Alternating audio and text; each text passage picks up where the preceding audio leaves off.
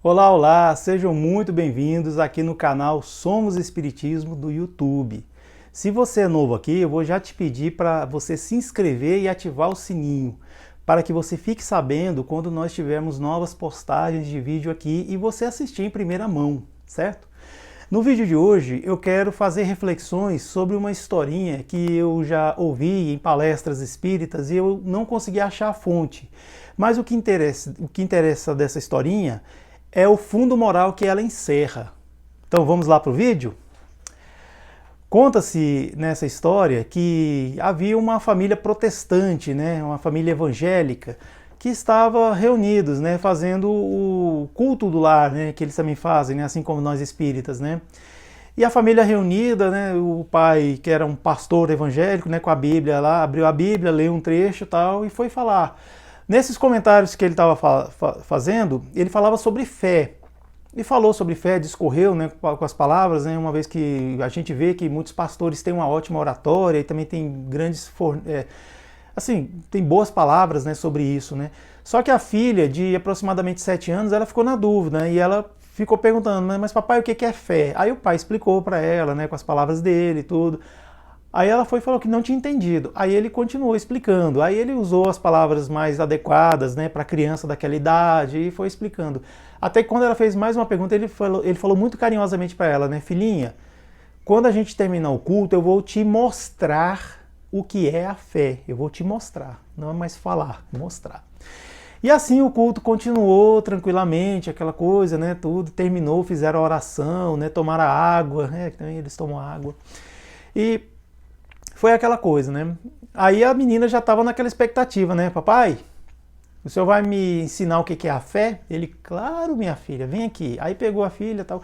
Lembrando que eles moravam numa casa que tinha o porão, né? Então, assim, o pai falou assim, olha, você vai ficar aqui, eu vou descer. Aí ele abriu lá a porta lá, né? E desceu a escada e tal. Chegando lá embaixo, ele apagou a luz. Ficou tudo escuro. De forma que a garota só via a entrada assim no chão. Aí ele apagou, tirou a escada, né? Tirou a escada. Aí ele falou assim, né? Lá de dentro. Filha, você tá me ouvindo? Ela, sim, tô te ouvindo, papai. Você tá me vendo? Ela, não tô vendo. Aí ele balançava os braços. Você não tá vendo o que eu tô fazendo aqui? Ele tá balançando os braços. Ela, não tô vendo, papai. Aí ele falou assim, então você tá me ouvindo, né? Ela, sim, tô te ouvindo. Ele falou assim, então é o seguinte, eu vou pedir pra você fazer uma coisa pra mim. Você faz? Ela, faço, papai, claro. Você vai pular. Ela falou assim, oi papai, como é que é? Ele falou assim, você vai pular aqui dentro. Ela olhou assim, mas papai, eu não tô vendo nada. Eu falei assim, não, mas você vai pular, porque eu tô aqui. Mas papai, e se eu cair e machucar? Eu falei assim, não, você não vai cair, não vai machucar, porque eu estou aqui. Aí ela falou assim, mas papai, eu tô com medo. Eu falei assim, não, sim, você tá com medo, eu sei disso, mas você vai pular. E quando você pular, eu vou te segurar. Ela, papai, o senhor vai me segurar mesmo? Vou. Papai, eu tô com medo. Eu falei assim, não, minha filha, pula.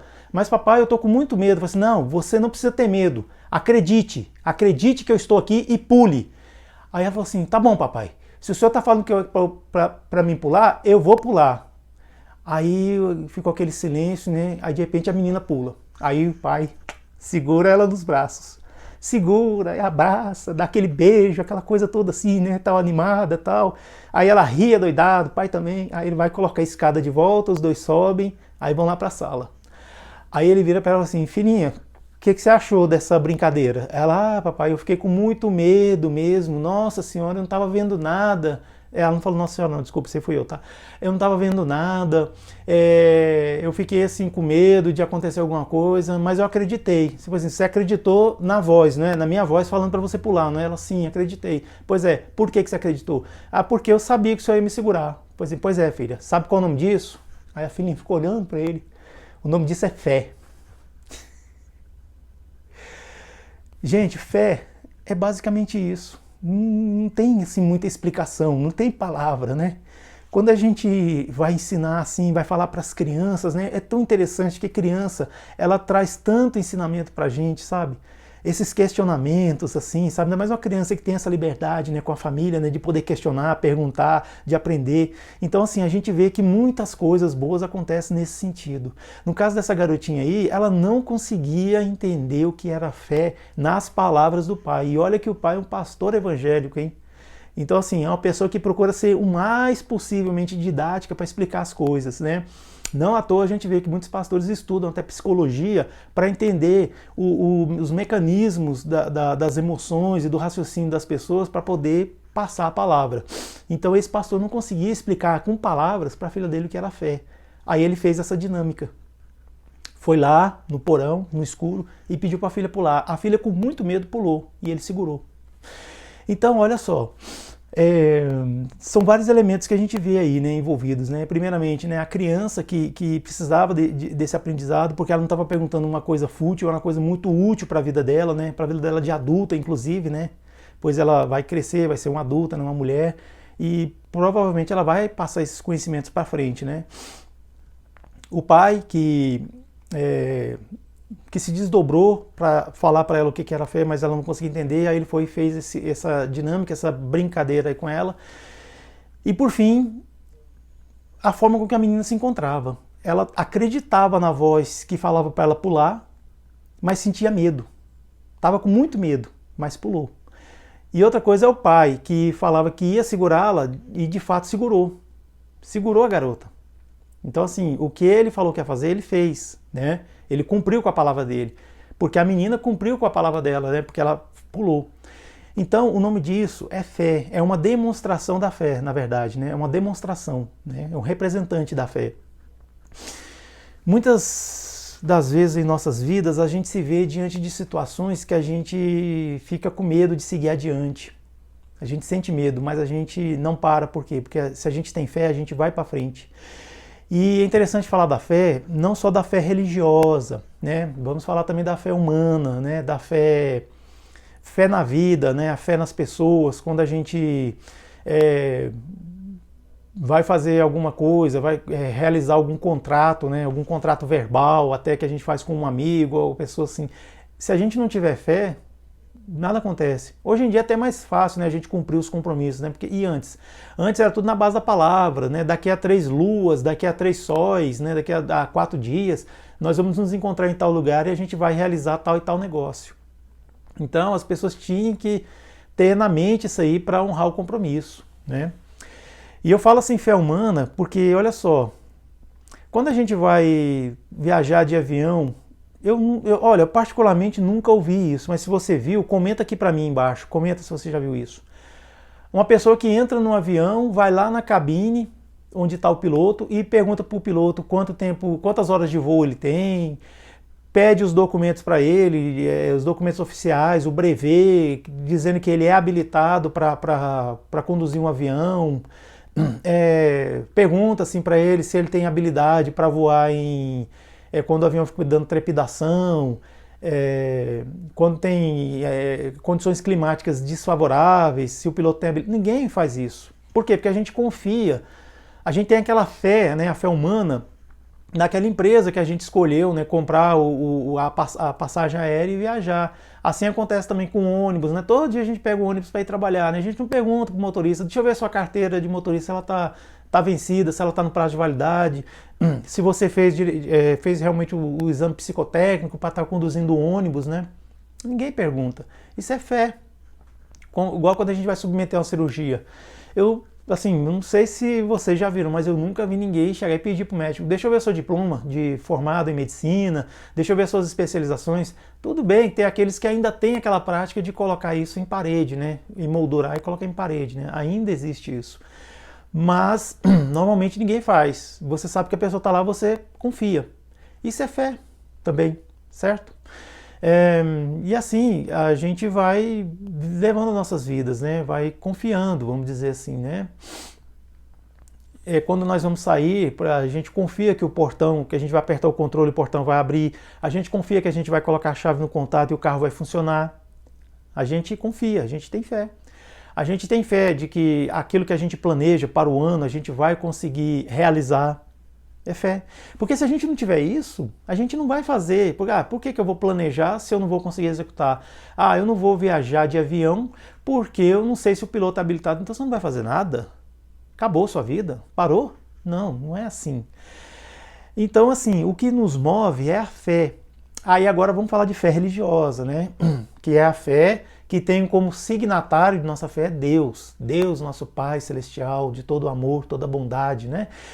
Deus, esse que nos criou, né? Criou o mundo, criou o universo, criou os planetas, criou as estrelas, os sóis, inclusive o nosso Sol e tudo mais. Criou o macrocosmo, né? E também criou o microcosmo, né? Criou os agentes microbiológicos, as bactérias, os vírus, todos esses seres que povoam esse mundo microscópico, né?